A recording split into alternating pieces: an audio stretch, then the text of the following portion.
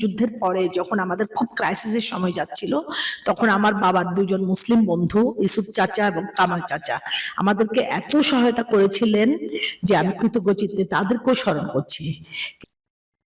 সুখী ভাবনা কাহারে বলে, সুখী যাতনা কাহারে বলে, তোমরা যে বলো দিবস রজনী ভালোবাসা ভালোবাসা।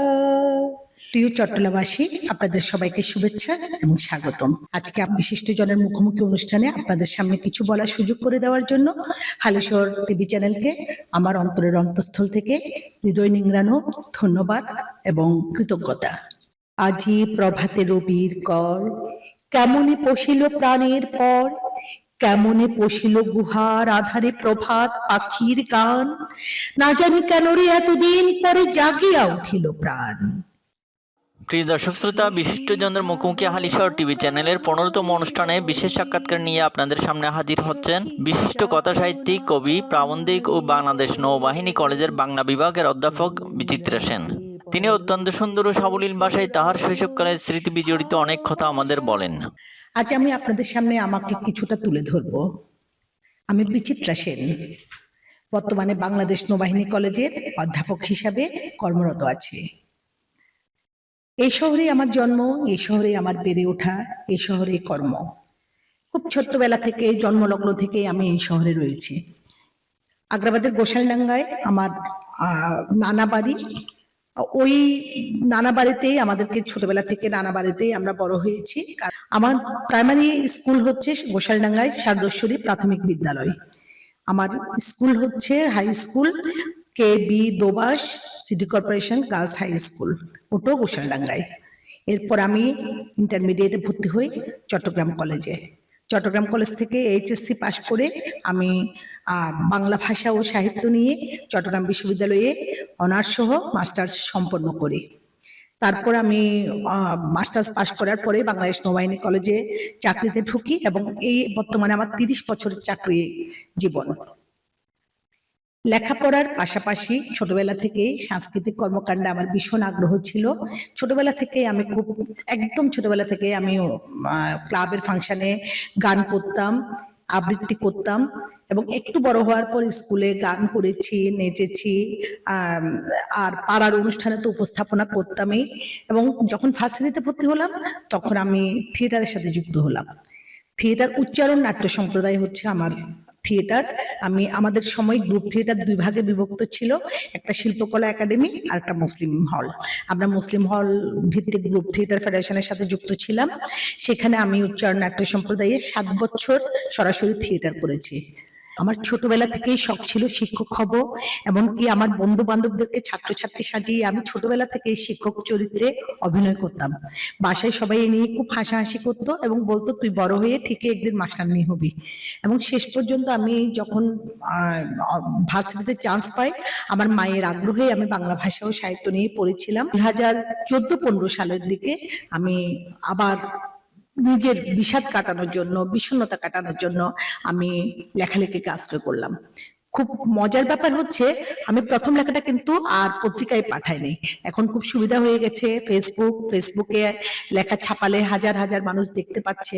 আমি নিজের খেয়ালে নিজের মতো, তখন আমি একটা অ্যাক্সিডেন্ট করেছিলাম, ওই অ্যাক্সিডেন্টের পরে আমি গৃহবন্দী ছিলাম এবং আমার 3 মাস বিছানায় থাকতে হয়েছিল। ওই 3 মাসে আমি প্রতিদিন বসে বসে নিজের মনের কথাগুলো লিখতাম এবং লিখে আমি সেগুলো ফেসবুকে দিয়ে দিতাম।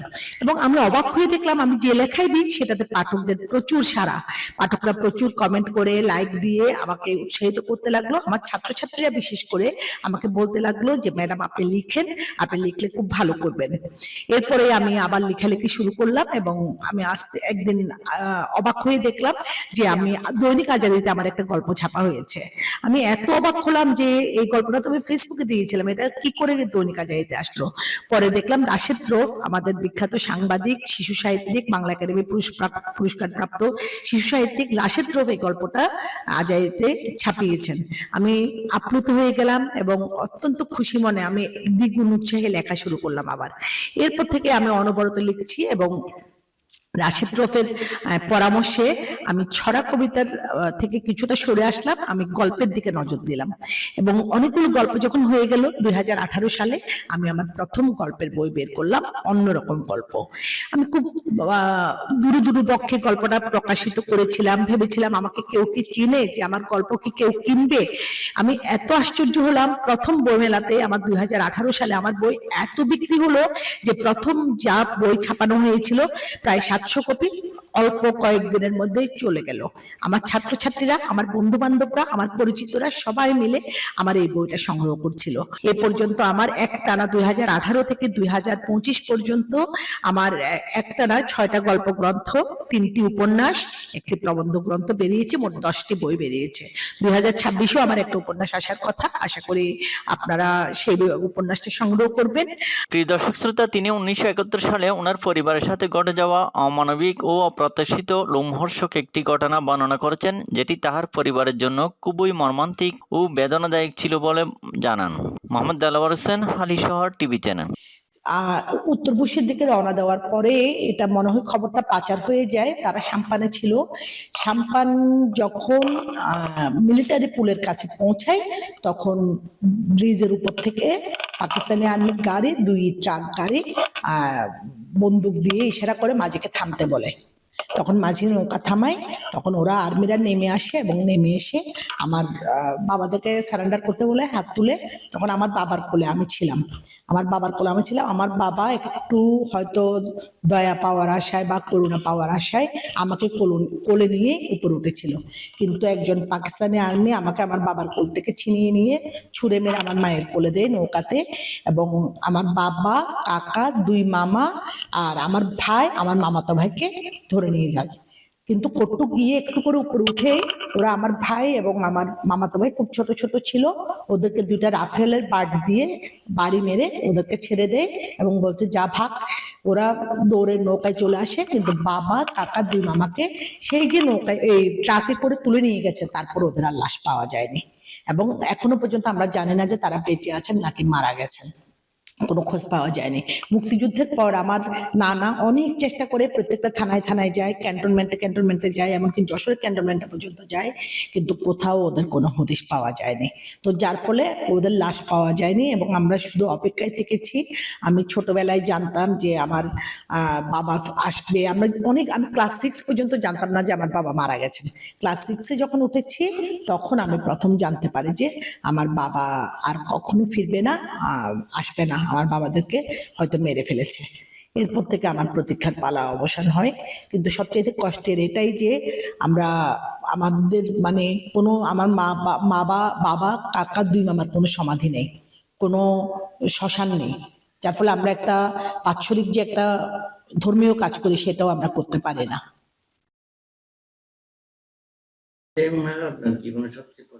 হ্যাঁ, এই জিনিসটা আমার অনেক বেশি কষ্টের, কারণ 1.5 বছর বয়সে বাবা হারা হওয়াতে আমি কখনো বাবাকে বাবা ডাকতে পারিনি। মনে হয় যেমন আমি আমাদের পরিবারের কথা বলতে পারি, আমরা কিন্তু শহীদ ফ্যামিলি হিসাবে কোনোদিন কোনো ভাতাও পাইনি, কোনো সহায়তাও পাইনি। আমরা নিজেদের চেষ্টায় আমরা কোনো জায়গায় আমাদের নাম এন্ট্রিও করা নেই এবং যার ফলে আমরা তালিকাভুক্ত না। এমনি 30 লক্ষ শহীদের মধ্যে একটা শহীদ পরিবার হিসেবে আমরা রয়ে গেছি আর কি। আশেপাশের মানুষ জানে, কিন্তু সরকারিভাবে আমাদের কোনো স্বীকৃতি নেই।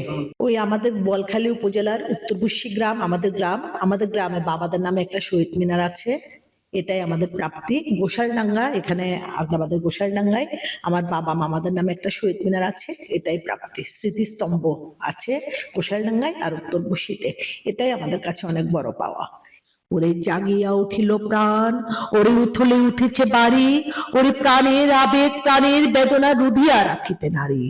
থরথর করে কাঁপিছে বহুর, শিলা রাশি রাশি পড়িছে খসে, ফুলিয়া ফুলিয়া ফেনিল সলিল গর্জে উঠেছে দারুণ রোষে।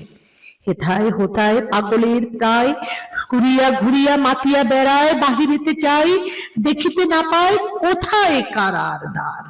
আমি হালিশহর টিভি চ্যানেলকে আবারও অনেক অনেক কৃতজ্ঞতা এবং ধন্যবাদ জানাচ্ছি এই জন্যই যে আজকে তারা আমাকে আপনাদের সামনে কিছু বলার সুযোগ করে দেওয়াতে আমি আপনাদের কাছে নিজেকে তুলে ধরতে পারলাম। সবসময় আমার জন্য দোয়া করবেন, আমি যেন দেশের জন্য, নিজের জন্য, মানুষের জন্য কিছু একটা ভালো করতে পারি। আর আপনারা সবাই হালিশহর টিভি চ্যানেল দেখবেন, তার প্রতি নজর রাখবেন, তাকে ভালোবাসবেন। ধন্যবাদ।